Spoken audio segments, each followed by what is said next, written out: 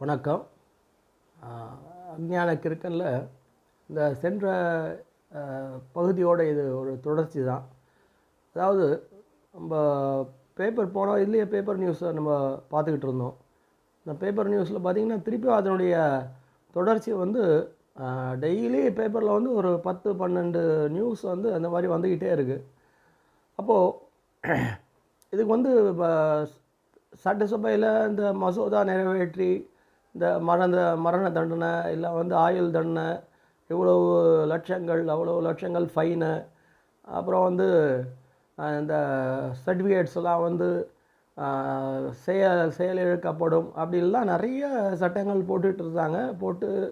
ஆனால் வந்து இந்த குற்றம் வந்து குறையிற மாதிரி இல்லை, டெய்லி அது வந்து மேலும் மேலும் அதிகமாக வருதே ஒழிய அது இந்த சட்டங்கள் போட்டு இல்லை இந்த திட்டங்கள் போட்டுலாம் இது வந்து ஒன்றும் குறைக்கிற மாதிரி ஒரு முடிவு இதுக்கு இல்லை.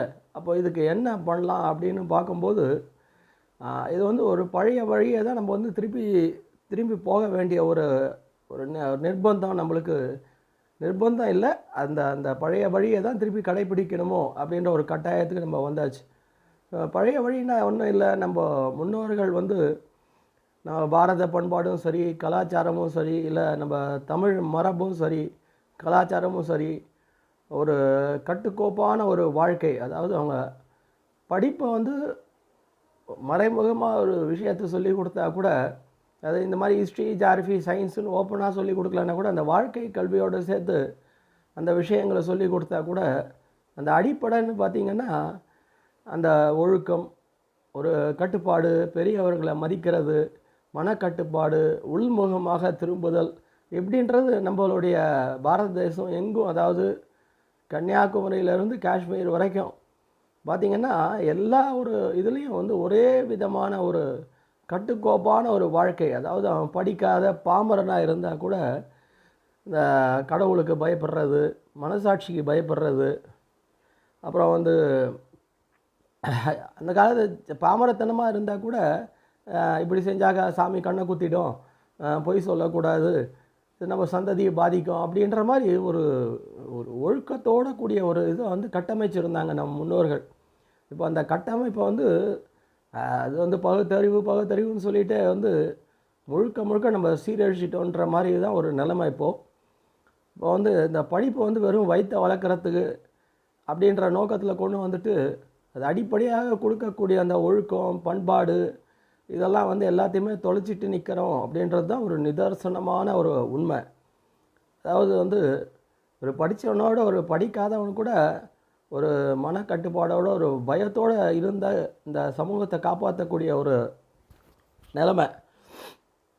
அப்படி பார்த்திங்கன்னா இப்போ வந்து ஸ்கூலில் வந்து பாபா பிளாக்ஷிப் ஆரம்பிக்கிறதோட இந்த ஔவையாருடைய ஆத்திச்சூடி, அப்போ இந்த கொன்றை வேந்தன், இந்த நீதி நெறி, இதை வந்து இந்த பசங்களுடைய மனசில் வந்து ஒரு அது டீச்சருடைய கடமையும், பெற்றோர்களுடைய கடமை, சமுதாயத்துடைய கடமை அப்படின்னு பார்த்திங்கன்னா அதிலேருந்து நம்ம ஆரம்பிக்க வேண்டிய ஒரு கட்டாயத்தில் இப்போ இருக்கோம். அதனால் இது வந்து ஒரு சட்டத்திலேயோ இல்லை வந்து ஒரு திட்டம் போட்டோ இதெல்லாம் வந்து திருத்தக்கூடிய நிலைமையை வந்து எல்லாம் தாண்டியாச்சு. அதனால் இதை வந்து திருப்பி ஒரு பழைய முறையில், அது வந்து ஒரு காட்டு முராண்டித்தனம் அப்படின்னு சொன்னால் கூட அதுக்கு போக வேண்டிய கட்டாயத்தில் தான் நம்ம இப்போது தள்ளப்பட்டிருக்கோம். இப்போது பல யூரோப்பியன் கண்ட்ரீஸு, வெஸ்டர்ன் கண்ட்ரீஸ்லாம் கூட பார்த்திங்கன்னா முழுமையான சுதந்திரம், எதை வேணால் செய்யலாம் அப்படின்னு இருந்தவங்க கூட இப்போ எல்லாத்துக்குமே ஒரு சட்டத்தை போட்டு இப்படி தான் இருக்கணும், இந்த வயசுக்கு அப்புறம் தான் இந்த சோஷியல் மீடியாவை பார்க்கணும், இப்படிலாம் நடந்துக்கணுன்ற ஒரு சட்டத்துக்குள்ளே கொண்டு வரக்கூடிய ஒரு கட்டாயத்துக்கு வந்துட்டாங்க.